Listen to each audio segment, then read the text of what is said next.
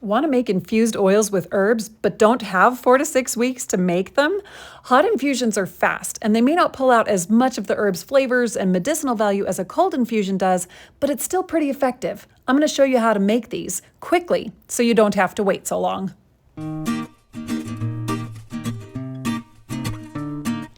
First things first, you need to prepare the herbs. Now, if you have dried herbs, it's going to be a little bit easier. You simply grind them up a little bit with your mortar and pestle or crush them with your hands to release a little bit more of the flavor and some of the medicinal values and make it easier for the oil to extract it from the herb.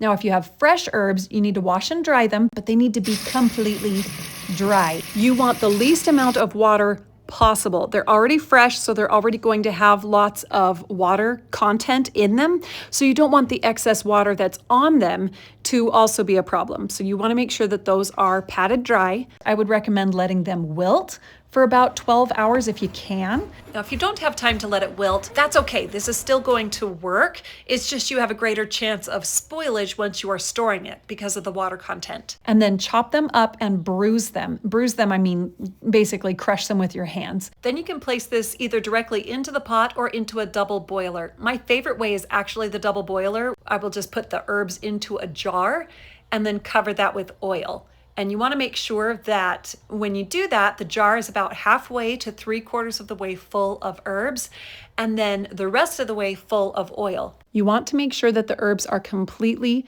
covered. I like to stir them up before I totally have the jar full, and that way the oil is completely touching every side of the herb, and then I will top it off. Now, when I say top it off, I still leave a little bit of space at the top because I'm going to need to stir this while it's heating up. If you are doing this straight in the pot, then you want to make sure that you kind of fluff the herbs a little bit.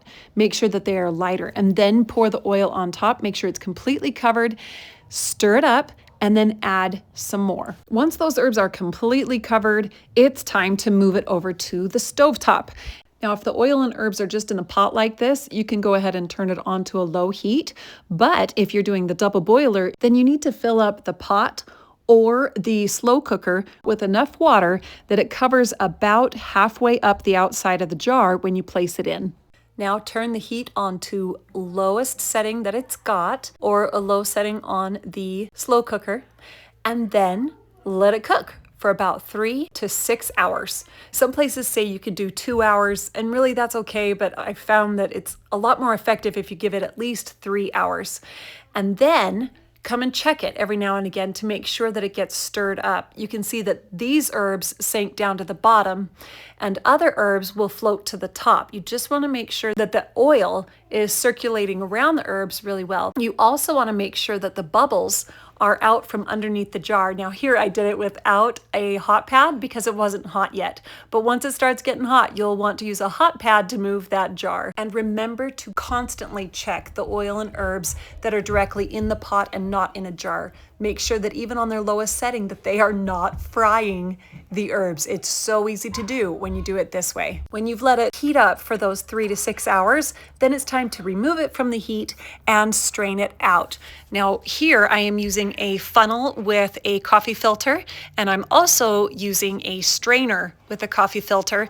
Usually I use a cheesecloth or I'll use a flour sack tea towel because the oil goes through a lot faster. Now the coffee filters are really good at filtering out all the fine particles, but it takes forever for the oil to get through it. And I often find that I have to use more than one filter to go through all of the herbs, and I also can't squeeze it out as well as I can squeeze out a cheesecloth or a flour towel. So that's why I typically don't use coffee filters, but it definitely works in a pinch. And now that you're done straining it, all you have left to do is bottle it. And it's best to store it in one of those amber bottles that protects it from light.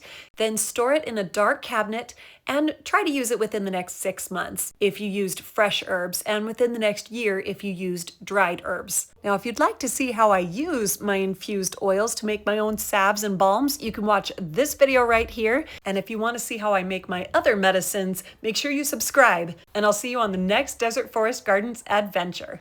Thanks for watching.